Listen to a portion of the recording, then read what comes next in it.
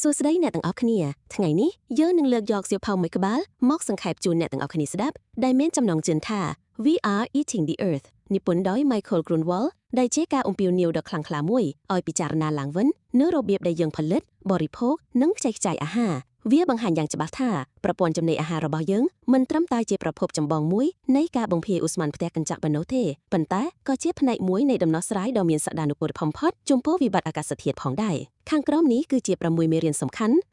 ់ដែលអ្នកនិពន្ធលើកមកនិយាយដូចជាមេរៀនទី1ការចិញ្ចឹមសត្វជាពិសេសសត្វគោគឺជាកត្តាជំរុញដ៏ធំបំផុតមួយនៃការប្រែប្រួលអាកាសធាតុអ្នកនិពន្ធពន្យល់ថាការចិញ្ចឹមសត្វជាពិសេសដូចជាគោចៀមនិងពពែបានបញ្ចេញឧស្ម័នមេតានយ៉ាងច្រើនតាមរយៈដំណើរការរំលាយអាហាររបស់ពួកវាមេតានគឺជាឧស្ម័នផ្ទះកញ្ចក់ដែលមានឥទ្ធិពលខ្លាំងជាងកាបូនឌីអុកស៊ីតប្រហែល25ទៅ80ដងក្នុងរយៈពេលដ៏ខ្លីក្រៅពីមេតានការចិញ្ចឹមសត្វក៏រួមចំណែកដល់ការបំភាយឧស្ម័ននីទ្រីសអុកស៊ីតពីការប្រើប្រាស់ជីគីមីលើដំណាំចំណីសត្វនិងពីការគ្រប់គ្រងលាមកសត្វផងដែរលើសពីនេះទម្រកាដីដ៏ច្រើនសន្ធឹកសន្ធាប់សម្រាប់ការចិញ្ចឹមសត្វនិងការដាំដំណាំចំណីសត្វបានបណ្ដាលឲ្យមានការបាត់បង់ព្រៃឈើទ្រង់ទ្រាយធំជាពិសេសនៅតំបន់ Amazon ដែលជាសួតរបស់ផែនដីការបាត់បង់ព្រៃឈើនេះមិនត្រឹមតែកាត់បន្ថយសមត្ថភាពរបស់ផែនដីនៅក្នុងស្រូបយកកាបូនឌីអុកស៊ីតប៉ុណ្ណោះទេប៉ុន្តែថែមទាំងបញ្ចេញកាបូនដែលផ្ទុកនៅក្នុងដីនិងរុក្ខជាតិទៅក្នុងបរិយាកាសទៀតផងឧទាហរណ៍ជាក់ស្ដែងដើម្បីផលិតសាច់គោ1គីឡូក្រាមត្រូវការដីប្រមាណ10ទៅ20ម៉ែត្រការ៉េនិងទឹកប្រមាណ15000លីត្រផ្ទុយទៅវិញដើម្បីផលិតប្រូតេអ៊ីនពីស្បែកសៀង1គីឡូក្រាមត្រូវការដីតិចជាង5ដងនិងទឹកតិចជាង10ដងដែលជាទូទៅសត្វគោមួយក្បាលអាចបញ្ចេញឧស្ម័នមេតានប្រហែល70ទៅ120គីឡូក្រាមក្នុងមួយឆ្នាំដែលស្មើនឹងការបើកបររថយន្តធម្មតាប្រហែល1400គីឡូម៉ែត្រឧស្សាហកម្មសាច់គោតែមួយមុខត្រូវបានគេប៉ាន់ស្មានថាទទួលខុសត្រូវនៃការបំភាយឧស្ម័នផ្ទៃកញ្ចក់ប្រហែល60%ពីវិស័យកសិកម្មសរុបមេរៀនទី2ប្រព័ន្ធចំណីអាហារសកលបច្ចុប្បន្នគ្មានប្រសិទ្ធភាពខ្ពស់និងការខ្ជះខ្ជាយសៀវភៅនេះបានគូបញ្ជាក់ថាពីកសិដ្ឋានដល់តុបាយអាហាររាប់ពាន់លានតោនត្រូវបានខ្ជះខ្ជាយជារៀងរាល់ឆ្នាំការខ្ជះខ្ជាយនេះកើតឡើងនៅគ្រប់ដំណាក់កាលនៃខ្សែសង្វាក់ផ្គត់ផ្គង់ដំណាក់កាលផលិតដំណាំខូចខាតដោយសារសត្វល្អិតជំងឺគ្រោះរាំងស្ងួតទឹកជំនន់ឬដោយសារកសិករសម្រេចចិត្តមិនប្រមូលផលព្រោះតម្លៃទាបពេកឬផលិតផលមិនត្រូវតាមស្តង់ដារគុណភាពទីផ្សារដំណាក់កាលក្រោយការប្រមូលផលនិងកែច្នៃអាហារខ្លះខូចខាតអំឡុងពេលដឹកជញ្ជូនឬស្តុកទុកដោយសារកង្វះហេដ្ឋារចនាសម្ព័ន្ធត្រចៀកឬការវេចខ្ចប់មិនល្អដំណាក់កាលលក់រាយហាងលក់ទំនិញខ្លះបោះចោលអាហារដែលផុតកំណត់អាហារដែលនៅសល់ច្រើនពេកឬអាហារដែលនៅសល់ជាងរូបរាងមិនស្អាតដំណាក់កាលអ្នកប្រើប្រាស់ទិញអាហារច្រើនលើសពីតម្រូវការចំអិនច្រើនពេកមិនទុកដាក់ត្រឹមត្រូវឬបោះចោលអាហារដែលនៅសល់ការខ្ជះខ្ជាយអាហារនេះមិនត្រឹមតែជាការបាត់បង់អាហារដែលអាចចិញ្ចឹមមនុស្សបានរាប់លាននាក់ប៉ុណ្ណោះទេប៉ុន្តែថែមទាំងជាការខ្ជះខ្ជាយធនធានដ៏មានតម្លៃដូចជាដីទឹកថាមពលនិងកម្លាំងពលកម្មដែលបានប្រើប្រាស់នៅក្នុងផលិតវាផងដែរនៅពេលអាហារដែលខ្ជះខ្ជាយទាំងនេះរលួយក្នុងកម្លាំងចាក់សម្រាមវាបញ្ចេញឧស្ម័នមេតានទៅក្នុងបរិយាកាសឧទាហរណ៍ជាក់ស្ដែងការខ្ជះខ្ជាយសកលដែលគេប៉ាន់ស្មានថាប្រហែល1/3នៃអាហារដែលផលិតសម្រាប់មនុស្សបរិភោគទូទាំងពិភពលោកត្រូវបានបាត់បង់ឬខ្ជះខ្ជាយជារៀងរាល់ឆ្នាំនេះមានន័យថាធនធានទាំងអស់ដែលបានប្រើប្រាស់នៅក្នុងផលិតអាហារទាំងនោះក៏ត្រូវខ្ជះខ្ជាយផងដែរការខ្ជះខ្ជាយតាមផ្ទះគ្រួសារជាមធ្យមនៅប្រទេសអភិវឌ្ឍន៍អាចបោះចោលអាហារប្រហែល20ទៅ40%នៃអាហារដែលពួកគេទិញ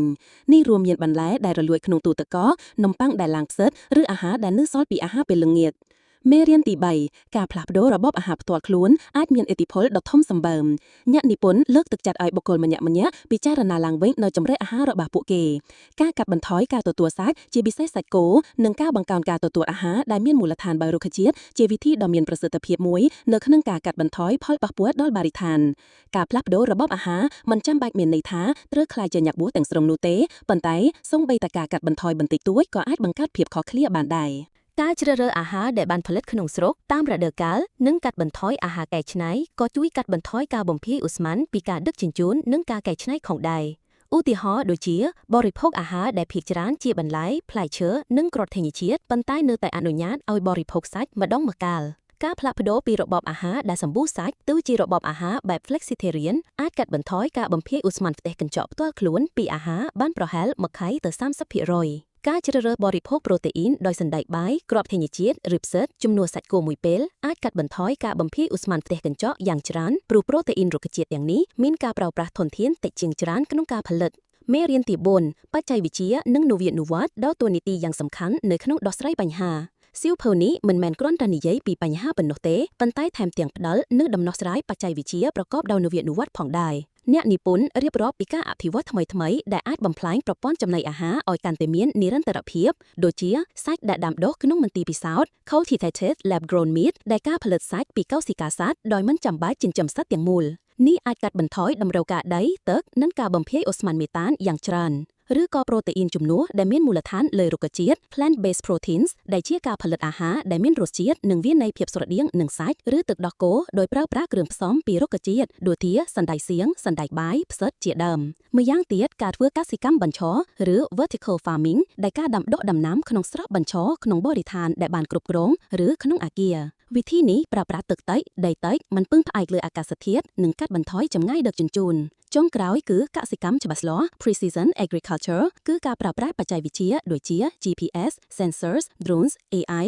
ដើម្បីបង្កើនប្រសិទ្ធភាពការប្រើប្រាស់ធនធានទឹកឈីថ្នាំសម្លាប់សត្វល្អិតក្នុងវិស័យកសិកម្មនិងកាត់បន្ថយការខ្ជះខ្ជាយឧទាហរណ៍ជាក់ស្ដែង Aero Farms ក្រុមហ៊ុនកសិកម្មបញ្ឈរមួយដែលដាំដុះបន្លែបៃតងចំណីនៅក្នុងអគារដោយប្រើប្រាស់ទឹកតិចជាង